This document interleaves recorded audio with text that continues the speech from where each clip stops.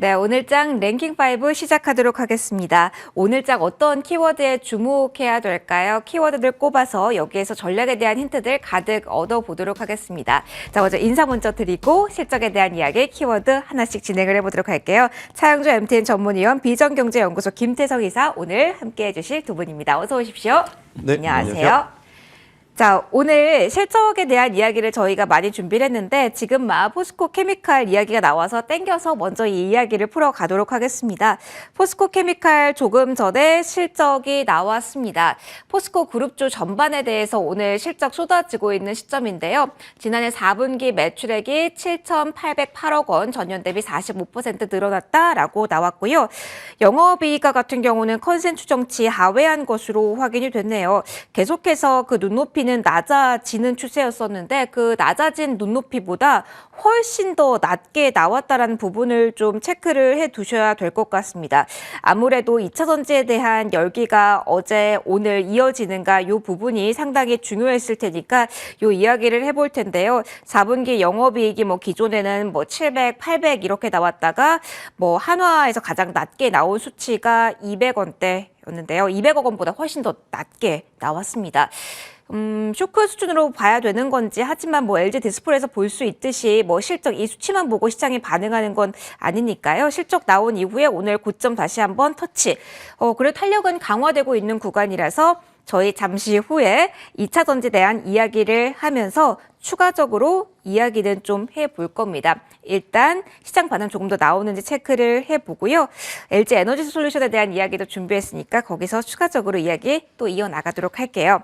자, 먼저 저희 오늘 해야 될 이야기가 상당히 많습니다. 두 분과 함께 처음으로 볼 쪽은 아래쪽인데요.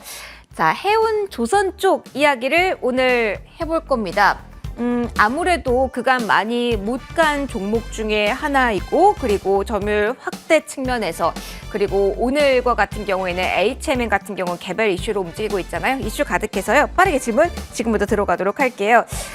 차영주 위원님, 오늘 해운 조선 쪽이 덩달아 강합니다. 나눠서 볼 부분도 분명히 있겠지만 오늘장 덩달아서 움직이고 있다는 부분 그리고 탄성이 유지되고 있다는 부분의 특징은 어떻게 저희 핵심을 잡아야 될까요? 일단은 글로벌 뉴스보다는 그 업종별 순환매라고 저는 이해를 해야 될 것 같아요. 경기 민감주 내에서요? 예, 그렇습니다. 왜냐하면 오늘 이런 것들뿐만이 아니라 건설도 굉장히 강한 흐름들 좀 보여주고 있지 않습니까? 하지만 상대적으로 최근에 강했던 금융주들은 빠집니다.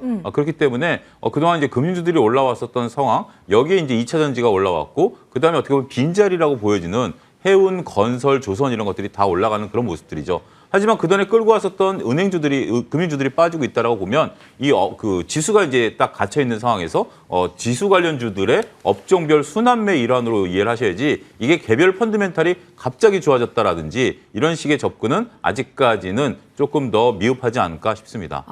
김태성 이사님 비슷한 의견 주실까요? 사실 경기 민감주가 전반적으로 잘 가고 있는 건 오늘장의 특징 중에 하나, 순환매 관점에서도 볼 수 있을 것 같은데 거기에 포커스가 맞춰진 상황 맞습니까? 일단은 반도체 IT만 갈 수는 없습니다. 그러니까 이제 시작의 자금 기준으로 봤을 때 반도체 IT만 혹은 전기전자만 혹은 2차 전지만 너무 강하게 올라갈 수는 없어요. 그들이 올라가면 당연히 그에 따른 수익 매도 물량이 나올 것이고 그 자금이 어디로 갈 것인가에 대한 고민을 해보면 결국 가격적으로 메리트가 발생한 그동안의 반등이 나오지 않는 쪽으로 이제 순환매가 지금 나타나는 그러한 현상 중에 하나가 아닐까라는 이야기 저도 한번 드려보도록 하겠는데요. 일단 이 조선업 관련해서는 굉장히 많은 시각이 존재할 수밖에 없을 것 같습니다. 좋다고 하신 분들도 있을 것 같고 지금 좋긴 하지만 또 여전히 걱정이 되는 부분들이 많다라고 하신 분들이 있을 것 같아요. 일단 4분기 실적 같은 경우에는 원자재 가격도 이제 완화가 됐습니다만은 환율에 따른 부담감 혹은 인건비가 증가하는 것에 따른 각각 기업별로의 이 상황에 따라서 4분기 실적에 대한 불확실성이 여전히 또 존재하고 있고요. 네. 또 이제 이 조선업 같은 경우에는 경기 민감주의 대표적인 종목 중에 하나입니다. 지금 아래 공포에 대한 이야기가 나오고 있고 금리에 대한 부분이 그나마 피크아웃에 대한 긍정적인 이야기까지 나오곤 있습니다만은 경기 민감주에 속하기 때문에 굉장히 강한 상승세. 여기서 이제 추가적인 탄력성을 좀 보이기에는 저는 다소 현실적으로는 어려움은 있을 수밖에 없지 않나라는 의견을 드려보도록 하겠는데요. 대신에 이제 굉장히 긴 관점으로 보게 된다라고 하면 가격적으로 낮은 위치에 있기 때문에 천천히 매수는 해도 괜찮지 않을까. 단 LNG 선박에 대한 기대감을 좀 가지고 있는 업종 혹은 기업 위주로 포트폴리오를 저는 꾸리시는 게 조금은 더 안정적이고 그리고 상승 탄력을 좀 기대해 볼 수 있는 요소들이 되지 않을까라는 의견을 한번 들어보도록 하겠습니다. 그러면 이사님께서는 지금 저희가 해운과 조선을 좀 묶어서 보고 있는 상황인데 묶어서 볼 게 아니라 해운은 좀 별도로 조선, LNG 비중이 그렇죠. 높은 쪽에 대해서만 공략 포인트를 잡는 게 맞다라는 의견이신가요? 네, 일단 뭐 저는 섹터 전체를 지금은 보기보다는 네네. 그 개별 섹터 안에서 좀 움직일 수 있을 만한 요소들이 많은 기업 분명히 있거든요. 제가 오늘 또 토픽으로 준비를 해온 쪽이 또 이것과 관련된 거기 때문에 제가 그렇군요. 코너 말미에 한번 말씀드리도록 하겠습니다. 알겠습니다. 이사님의 그러면 이 업황에 대한 추가적인 의견 그리고 종목에 대한 이야기는 말미에 풀어가도록 하고요. 그러면은 차 의원님 해운주를 조금 더 저희는 좀 살펴볼까 봐요. 오늘 워낙 이슈는 많습니다. 저희 두 동맹이 갈라선다라는 해운주의 개별 이슈도 있는데 요걸 좀 기대하는 거는 너무 많이 간 걸까요? 좀 그렇다고 봐야 되겠죠. 당장도 아니고 2025년이기 때문에 네네. 이것도 시간도 벌써 2년 넘게 이제 시간이 남아 있다라는 거죠. 결국 이제 저런 것들보다는 가장 중요한 것이 글로벌 물동량에 대한 부분들 아니겠습니까? 우리가 해상 운송에 대한 부분들이 많이 차지하고 있는데 해상 운송도 몇 가지를 좀 나눠야 되겠죠. 우리가 소위 말하는 벌크와 컨테이너를 나눠야 되는데 좀 컨테이너에 대한 부분들은 좀 이제 떨어질 수밖에 없겠죠. 일단은 우리가 코로나 때 이게 단기적으로 이 시황이 좋았었던 이유 중에 하나가 이 물건을 올리고 내리는 데 있어서 소위 항만 노동자분들이 이제 좀 삐그덕거리는 부분들이 있었거든요. 그러다 보니까 전반적으로 특히 이제 LA 외항에 이제 대기하고 있는 선박들이 늘어나다 보니까 전반적으로 배가 부족한 현상들을 보였었고 그러다 보니까 운임이 올라갔었던 거죠. 여러분들 기억하실 것으로 보여집니다만 바이든 대통령이 행정명령을 통해서 군인을 통해서라도 물건을 내려라라고 했을 정도로 히스패닉계가 못 들어가다 보니까 일시적으로 일어났었던 현상들이에요. 이게 풀리다 보니까 지금 배가 남아돈다는 소리가 나옵니다. 컨테이너선 같은 경우. 그리고 가격이 급락을 한 거죠. 더군다나 경기 둔화가 우려되는 상태에서 컨테이너선 같은 경우는 솔직히 이제 가격이 올라가기 좀 어렵다라는 거죠. 하지만 최근에 움직이는 것은 페노션을 필두로 해서 이제 건화물, 이제 벌크에 대한 기대감인데 원래 이제 벌크의 가장 황금 노선은 호주와 중국 노선입니다. 철광석을 실어 나르는. 근데 이제 중국이 워낙 이제 몰리다 보니까 호주 정부와 관계 개선에 나가겠다라는 거예요. 이제 제가 말을 중간에 잘랐는데 원래 이제 그런 부분이었는데 중국과 호주가 틀어지면서 이 노선이 끊겼었습니다. 그러다 보니까 우리가 소위 말하는 페노션이라는 이런 쪽들이 컨테이너 갈 때 못 갔었던 이유 중에 하나예요. 하지만 중국이 지금 호주와 관계 개선을 하겠다라고 하면 이 노선이 다시 살아날 수도 있습니다. 네. 컨테이너의 황금 노선은 상하이 LA 노선이고요. 그다음에 벌크의 황금 노선은 상해 호주 노선입니다. 이게 늘어날 가능성이 있기 때문에 이제는 오히려 페노션 쪽을 좀 보셔야 되겠고 HMM과 관련해서는 산업은행 지분을 매각하는 것이지 개인분들의 지분을 가지고 이것을 뭐 물량 싸움을 한다 이런 개념은 전혀 아니에요. 그리고 HMM을 인수한 쪽이 시너지 효과가 나타나야 되는데 좀 몇몇 기업들이 거론되고 있습니다만 아직까지 이제 입찰이 들어간 것도 아니고요. 워낙 덩치가 크기 때문에 기존의 그룹사 물량을 여기다 더한다? 그것에 대한 시너지 효과는 별로 없을 것 같아요. 그래서 HMM은 개별적인 이슈로 보셔야 되지 않을까 싶습니다. 알겠습니다. HMM은 개별적인 이슈로 봐야 된다라는 이야기와 함께 해운, 조선 전반에 대한 이야기를 먼저 담아봤습니다. 저희가 이 코너 시작을 하면서 포스코 케미칼의 실적도 공개를 해드렸는데요. 조금 전에 기아의 실적도 나와서요. 어제 현대차를 꼼꼼히 해드리긴 했지만 기아도 나왔으니까 좀 체크를 좀 해드리도록 하겠습니다. 글로벌 침체에도 좀 기대감 높았습니다. 기아 같은 경우는 장 초반부터 조금은 잠잠한 흐름이 나왔는데요. 지난해 4분기 매출액이 23조 1,642억 원을 기록했습니다. 시장 예측치는 23조 4,999억 원이었는데요. 매출은 다소 조금은 낮게 나왔네요. 그런데 영업이익 측면을 보시면은요, 2조 6,243억 원이 나왔습니다. 시장 예상보다 조금 더 높게 나왔다라고 볼 수 있을까 비슷한 수준인 것 같은데요. 큰 차이 없는 구간에서의 움직임이 나왔다라고 보시면 되겠고요. 현재 자리에서 주가는 요지부동입니다. 컨퍼런스 콜이 2시 10분부터 시작이 됩니다. 어제 이미 선 반영된 측면이 아무래도 있는 만큼 앞으로 컨퍼런스 콜에서 어떠한 이야기가 나오는지 이에 따른 이야기를 조금 더 나온다면 저희가 풀어드리도록 할게요. 그냥 짧게만 이야기 들어볼게요. 어제 자동차 대한 이야기는 김대성 이사님께 못 들었으니까 어제 선 반영된 측면을 감안하고 오늘 실적과 함께 연동을 투자자분들은 해석해야 될지 이 부분 짧게 코멘트 부탁드릴게요. 일단은 뭐 좋게 나올 것이다라는 것을 이미 인지된 선반영된 이 부분이 좀 많죠. 현대차도 그렇고 기아도 그렇고 일단 뭐 현대차 같은 경우에는 실적도 실적이지만 또 주주 환원 정책에 대한 이야기도 어제 있었기 때문에 저는 뭐 추격해서 매매를 했을 경우에 이 수익을 볼 수 있는 폭 자체가 지금은 그렇게 크지 않을 수 있다라는 생각이 듭니다. 그래서 이제 조정을 기다리시는 게 좋지 않을까라는 생각이 들고 혹은 그에 따라서 낙수 효과를 좀 받을 수 있는 부품단에서 이 해결책을 한번 또 찾아보는 것도 포인트가 되지 않을까라는 생각이 들어서 뭐 현대오토에버 그러니까 하드웨어 쪽뿐만이 아니고 소프트웨어 쪽에 이제 기술력을 가지고 있는 기업 위주로 한번 보시는 것도 저는 좋지 않나 생각이 들고 또 한원 시스템과 같이 또 지금 현대나 기아나 지금 가장 중요한 것은 유럽 쪽에서의 전기차 매출 혹은 전기차 시장 점유율이 굉장히 늘어나는 것도 하나의 포인트였거든요.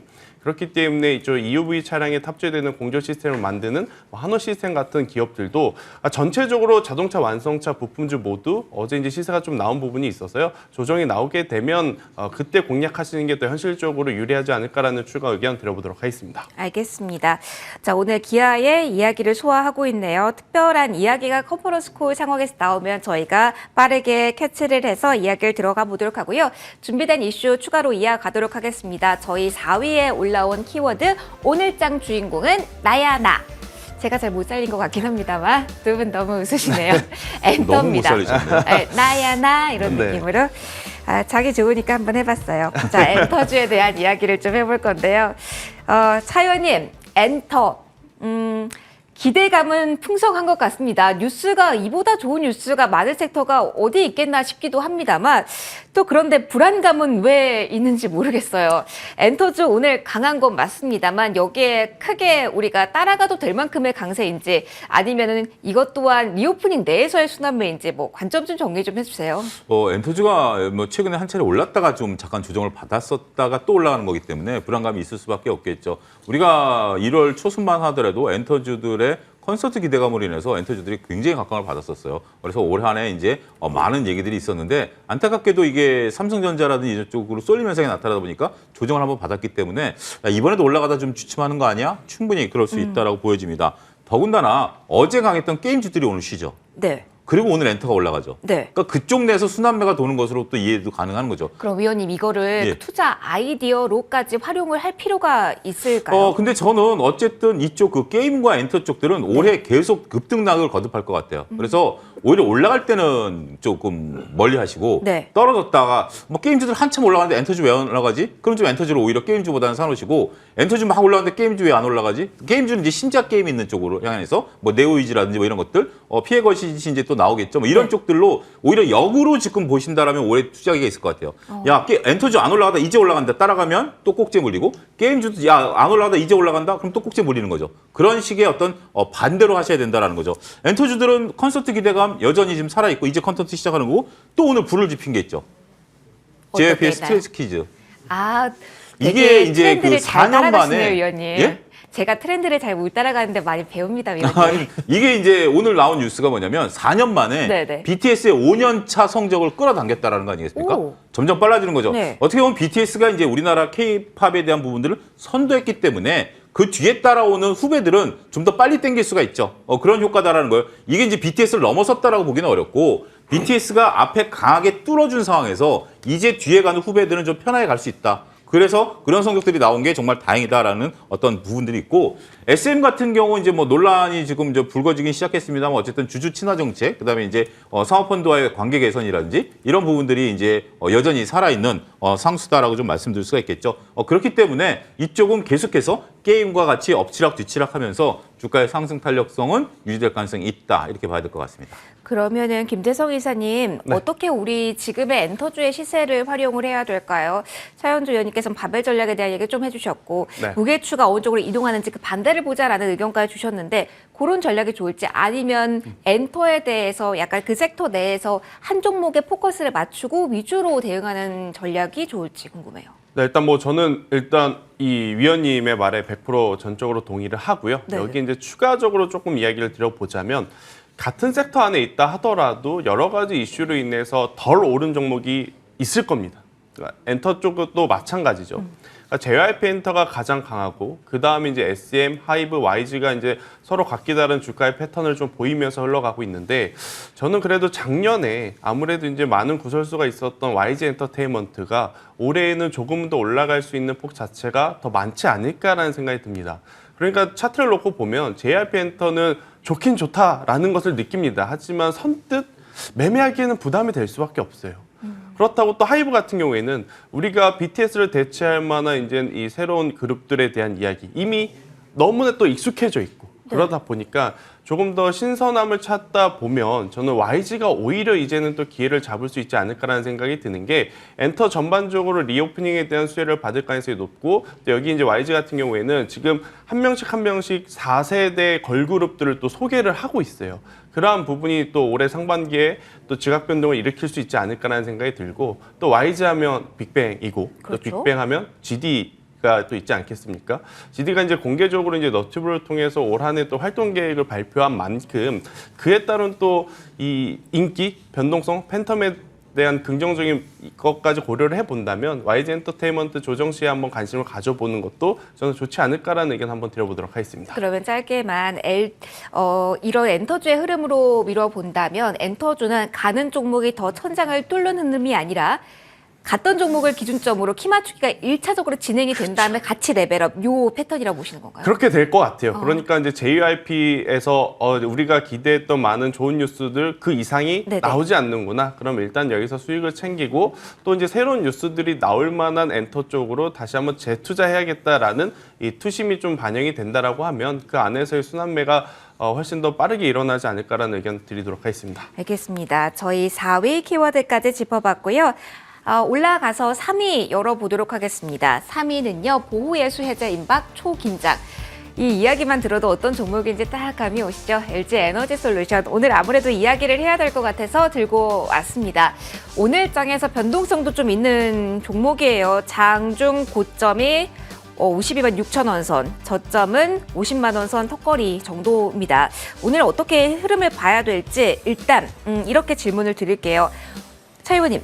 오늘의 흔들림을 그리고 이 매워감을 어떻게 볼지 오버행 이슈는 있을 거라는 가정하에 그게 기회가 될지에 대한 이야기까지 해주세요. 저는 오버행 이슈는 나타날 가능성이 높다라는 네. 거 개인적으로 생각하고 이것을 굳이 빠르게 매수할 기회라고 보지는 않습니다. 일단 오버행 이슈가 나올 부분들은 정확히 본다라면 우리가 유통 물량 기준으로 봤을 때 대략 한 5% 정도가 이제 늘어나는 부분들이죠. 국민연금 포함했을 때 국민연금 5%를 빼고 나면 그 대략 한 30% 넘게 물량이 나올 수 있죠.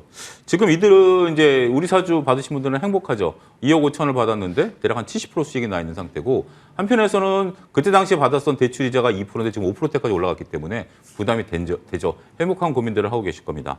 자, 여기에 이제 LG엔솔의 반응을 우리가 좀 봐야 되는 건데 LG엔솔이 실적 발표를 했죠.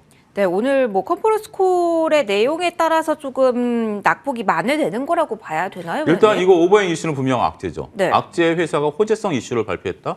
저는 거기에 대해서 조금 약간의 삐딱한 시선으로 볼 수밖에 없어요. 물론 실적을 나쁜 것을 발표했다라는 게보다는 네. 실적을 당연히 좋은 것을 발표했고 앞으로도 그 전망치도 좋다라는 거죠. 이 부분을 좀 극복하겠다는 의지도 저는 조금 느껴지긴 합니다. 어찌됐든 LG엔솔에 대한 실적에 대한 가이던스는 뭐 흔들림이 없고 올해도 계속해서 매출에 30%를 늘려가겠다라는 전망에 대해서는 긍정적입니다만 일단 수급 논리로 봤을 때는 우리가 이 물량이 나오는 것을 급히 받아서 그렇다면 그러면 이런 논리가 적용이 되는 거죠. 지금 받지 않으면 더 이상 이 가격에 못 받는다라는 논리죠. 저는 그렇게 보여지지는 않습니다. 충분히 2차 전지는 올해 기회가 있을 것으로 보여지고 흔들릴 가능성이 있다라고 보는 거고 오히려 지금 최근에 어제 오늘 주가 급등한 것은 우리 사주 물량에 대해서 고민하고 있었던 많은 직원분들에게 매도 기회를 또 제공할 수도 있는 거죠. 오히려 주가가 60만 원대에 있다라면 야 이거 조금 더 기다려봐야 되는 거 아니야? 하지만 야 이틀 동안 급등했으면 차라리 지금 빨리 팔아버리자라고 볼 수도 있는 거죠. 저는 그래서 이 물량을 굳이 지금 개인 투자자분들이 노리시는 거에 대해서 뭐라고 그럴 수는 없겠습니다만 꼭 지금 아니면 기회가 없다? 이렇게 쫓기실 필요는 없다. 저는 그렇게 정리하고 싶습니다. 알겠습니다. 김재석 이사님도 고개를 많이 옆에서 끄덕여 주셨는데 대부분 동의를 하시는 걸까요? 뭐 제가 잘 기억은 나진 않는데 어떤 리포트에서는 이 오버행 이슈가 끝나면 본격적으로 이제 시동 걸고 간다라는 멘트도 나와서 그거 읽으신 투자자분들은 기회를 잡아야 되나라는 생각 분명히 하실 것 같거든요. 그래서 김재석 이사님의 의견도 그에 관해서 듣고 싶네요. 뭐 중소형주라면 네, 그렇게 좀 빠르게 움직일 수 있다라고 생각이 들지만 아. LG 엔솔입니다. 그래서 이제 많은 시청자분들이 고민하는 그 속도의 문제는 저는 없을 것이다라고 생각이 들고 제가 이제 위원님 말에 공감하는 부분은 이제 마지막 쪽에 이제 굉장히 크게 공감을 했는데 만약에 지금 LG 엔솔이 현재 구간, 그러니까 이번 주 들어서 급상승하지 않았다면 네. 과연 보유예수 물량을 가지고 계셨던 분들이 현 구간에서 어느 정도 이제 매도를 할까? 이 고민 많이 하셨을 거예요. 그런데 어찌 되었든 테슬라가 좋은 실적이 나왔고 미국에서 테슬라가 반등과 함께 우리나라 이제 기업들이 이제 가파르게 올라왔기 때문에 이것은 최근에 이제 단기적으로 붙으신 분들도 지금 매도를 하고 싶은 위치거든요. 그렇죠. 그런 것들이 좀 겹쳐지면서 아무래도 흔들림은 나올 가능성이 굉장히 높지 않을까라는 생각이 들고 그 흔들림이 나오면서 주가가 조정이 나오면 당연히 저는 그 조정을 이용할 필요는 있다 생각이 듭니다. 하지만 이제 위원님 같은 경우에는 그 조정을 너무 급하게 이용하지 말자라는 의견을 좀 주셨고 저도 이제 그 말에 이제 동의를 하는 바이고 일단은 LG엔솔 같은 경우에는 보유예수 물량 그리고 그 이후에 수급적인 개선들이 이루어지기까지 저는 시간이 좀 필요한 그런 상황이 나타날 가능성이 높아서요. LG엔솔에 대해서는 저도 너무 급하게 생각할 필요는 없다. LG엔솔만 있는 게 아니잖아요. 네, 그렇죠. 삼성 SDI도 있고 또 이제 반도체 소재단의 LNF라든지 에코프로비엠도 있고 이러한 쪽으로 시선을 돌려보는 것도 저는 좋지 않을까라는 의견 한번 드려보도록 하겠습니다. 그러면 오늘 실적을 소화하고 있는 2차 전지주 가운데 셀 한다면 LG 에너지 솔루션 그리고 양극재 쪽 하나는 포스코 케미칼인데 자, 오늘 2시 전에 실적 발표한 이후에 고점을 높이나 싶었는데 다시 보합 정도입니다. 요 수급 변화에는 김재성 이사님 저희 어떻게 봐야 되는지 모르겠어요. 뭐 일단 예상했던 것처럼 뭐 사상 첫 연매출 3조 원 돌파, 헤드라인은 좋습니다. 배터리 소재 덕에 사상 최대. 뭐 좋은 내용만 가득이긴 한데 시세 어제 워낙 강했기도 하고요. 이쪽은 어떻습니까? 수급 변화 포인트로 가진다면 여기서의 기회는 어떻게 보시는지요? 일단 우리가 알고 있는 내용 그 이상 새로운 뉴스는 없어요. 그러니까 이제 벌써 어제 상승을 하면서 굉장히 좋은 뉴스들이 이미 많이 반영이 됐고 만약 오늘의 실적이 우리가 예상했던 눈높이보다 조금 더 높게 나왔다면 당연히 추가 상승이 나올 수도 있었겠습니다만은 일단 실적이 아쉽게도 일회성 비용이 되었든 어찌 되었든 그다지 좋지 못한 결과가 나오다 보니까 상승에 브레이크가 걸린 상황이지 지금 계속해서 이제 조정의 폭이 커지고 있다라고 표현하기에는 좀 어렵습니다. 그런 상황이기에 저는 일단 포스코 케미칼 같은 경우에는 하이니켈 양극재 이 기술 수출에 대해서 조금 더 뉴스 플로우를 기다려봐야 되지 않을까라는 생각이 들고요. 네. 2차 전지는 앞서 말씀드린 LG엔솔도 마찬가지고 지금 말씀드리는 포스코 케미칼도 마찬가지고 일단은 시세가 날 때 무리하게 공격적으로 투자할 필요는 저는 없다라는 생각이 들어요. 좋은 건 다 압니다. 하지만 우리는 주식을 하는 입장이기 때문에 가격적으로의 이윤을 또 챙겨야 하기에 조금 더 눌림을 혹은 조정을 저는 기다려 보시는 게 더 좋지 않을까라는 의견 한번 드리도록 하겠습니다. 일단 저는 조금 잠깐 간단하게 붙이면 네네. 4분기 실적만 놓고 보면 7,800억 매출에 33억 이익 났어요.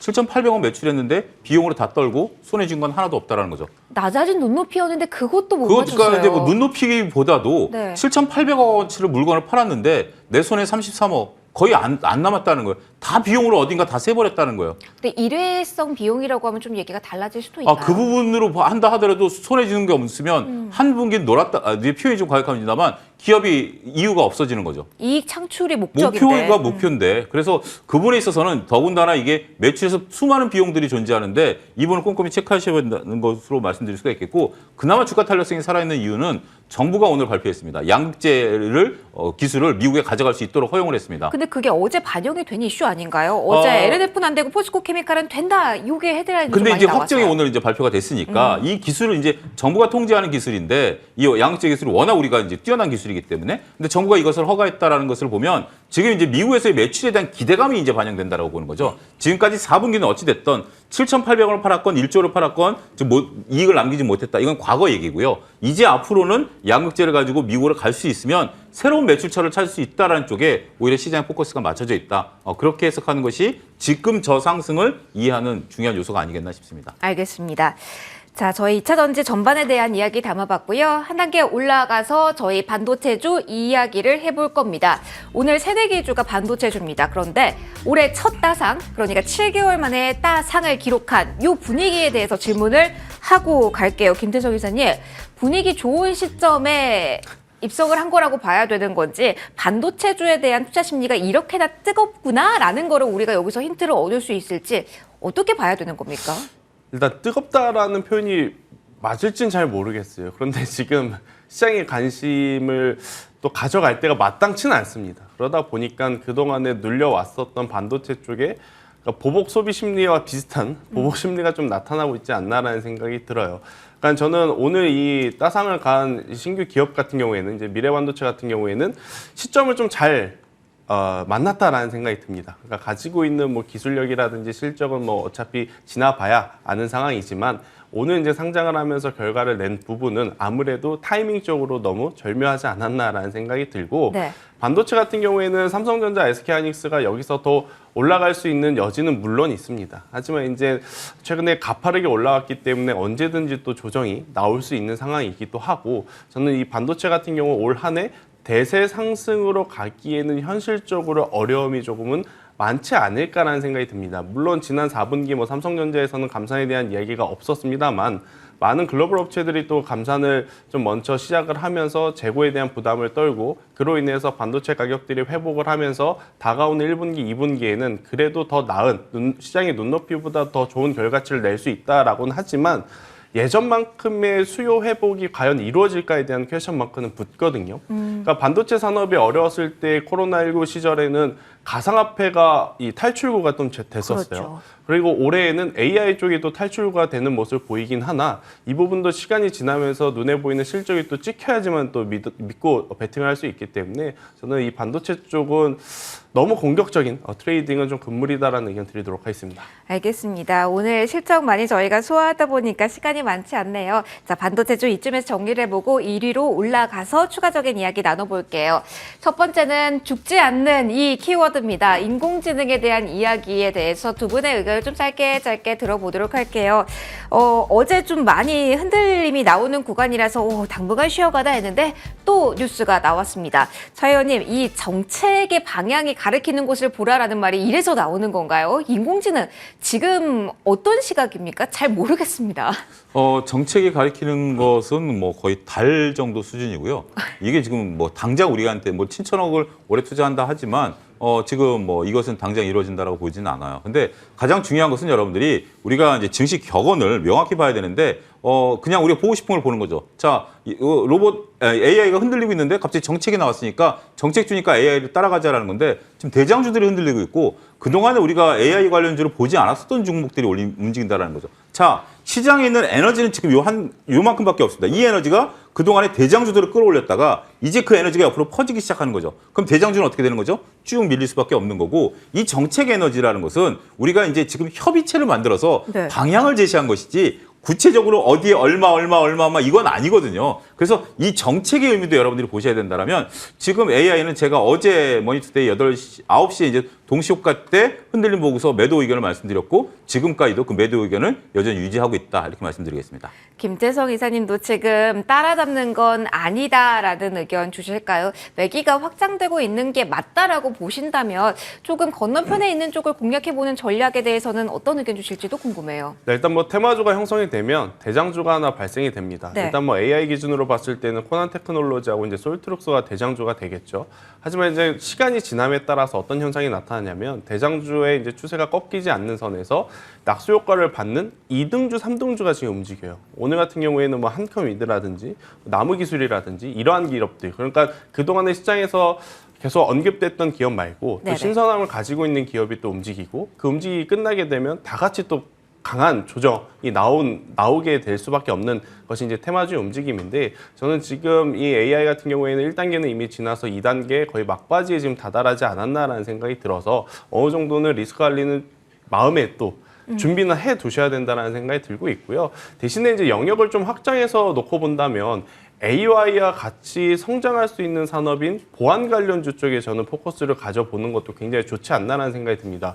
오늘 뭐 안랩은 개별 이슈가 있기 때문에 좀 제외를 하더라도 뭐 라운시큐어라든지 뭐 드림시큐리티라든지 좀 중소형 개별주 안에서 정보 보안주가 네. AI와 같이 또 움직이는 모습들이 보였거든요. 그렇기 때문에 저는 지금 이 챗 GPT 관련한 AI 쪽만 너무 보시는 것보다는 추후에 만약에 조정이 오게 된다라고 하면 보안주 쪽을 한번 관심 있게 보시는 것도 굉장히 좋지 않을까라는 의견 한번 드려보도록 하겠습니다. 알겠습니다. 뻗어나가는 투자 의견까지 좀 참고를 해보시고요. 저희 5개 키워드 봤습니다. 오늘의 원픽 이제 제시를 해드리도록 할게요. 두 분의 이야기 들어볼 텐데 오늘 종목과 함께 가격 전략 위주로 좀 들어보도록 할게요. 먼저 김상승 회장님 어떤 종목 오늘 원픽으로 가져오셨을까요? 네, 제가 5번째 주제였던 이제 조선 쪽에서 예고를 이제 해주신 기자재를 좀 가지고 나왔는데요. 동성 화인텍을 좀 가지고 나왔습니다. 결국 이제 조선 쪽에서는 지금 믿고 볼 수 있는 쪽은 결국 LNG 쪽이 아닐까라는 생각이 들어서 실적에 대한 기대치 그리고 기관과 외국인의 지금 관심도 그리고 현재 주가 위치를 모두 고려해 봤을 때 다른 타 종목들 중에 뭐 한국 카본도 있을 수는 있겠습니다만은 네. 변동성적인 측면까지 고려를 하면 동성 화인텍 1,500원이라는 가격대만 이탈되지 않는 선에서 저는 트레이딩 해보시는 거 굉장히 좋다 생각이 들고요. 여기서 이제 올라가게 된다라고 하면 13,000원까지의 목표가를 제시드려보도록 하겠습니다. 알겠습니다. 동성 화인텍 이야기 들어봤고요. 창조 위원님 오늘 어떤 원픽 제시를 해주실까요? 저도 랭킹 5위에서 가져왔고요. 네, 두 분 모두 5위 해운 조선 쪽 해운에서 긍정적으로 저는 보시네요. 네. 우리가 이제 컨테이너 벌크만 얘기하는데 PCC선, 자동차 네. 운반선을 좀 봐야 된다라는 거죠. 오. 현대 글로비스를 이제 지금 이제 주가 움직임이 상당히 좀 강한 흐름들을 좀 보여주고 있는데 네. 추가적인 가능성이 있다라고 보는 거죠. 지금 이제 이 아까 제가 얘기한 그 컨테이너와 벌크에 대한 황금 노선을 말씀드렸는데 네. 이 PCC선의 황금 노선은 상해 유럽 노선입니다. 지금 유럽에 들어가는 테슬라 자동차를 다 상해에서 만들어가지고 이걸 다 PCC로 실어 나르고 있거든요. 네네. 그런 부분들 때문에 이분이 상당히 호황이다라는 분들. 여기서 이제 우리나라의 그 현대 글로비스의 독점적 지위. 지금 글로벌 5위 5개 선사들을 이제 CPC 싹 놓으면 4개가 일본 회사고 네. 우리가 5위에 이제 우리가 4위에 들어가 있어요. 네네. 4위에 들어가 있고 대부분 일본 회사, 중국 회사는 한 10위권에 좀 있는 회사이기 때문에 현대기아차는 독점적으로 하고 있고 여기에 이제 갔다가 올 때 또 벤츠라든지 이런 거 실어오거든요. 이런 부분들 때문에 PCC 그 업황에 대한 지금 뭐 그래프를 한번 보여주셨으면 좋겠는데 우리가 이제 상하이 운임지수라든지 벌크 지수만 보고 있는데 PCC 운임지수 보면 수직 상승해 있는 상태예요. 그렇기 때문에 그런 부분들에 대한 부분들 또 한 가지 제가 이제 글로비스를 좀 재밌게 보는 것은 대주주 지분율이 높아요. 네네. 그런 부분들 보셔야 되지 않을까 싶습니다. 목표가는 22만 원, 손절라인 18만 원 제시해드리도록 하겠습니다. 알겠습니다. 현대 글로비스까지 원픽으로 제시를 해주셨습니다.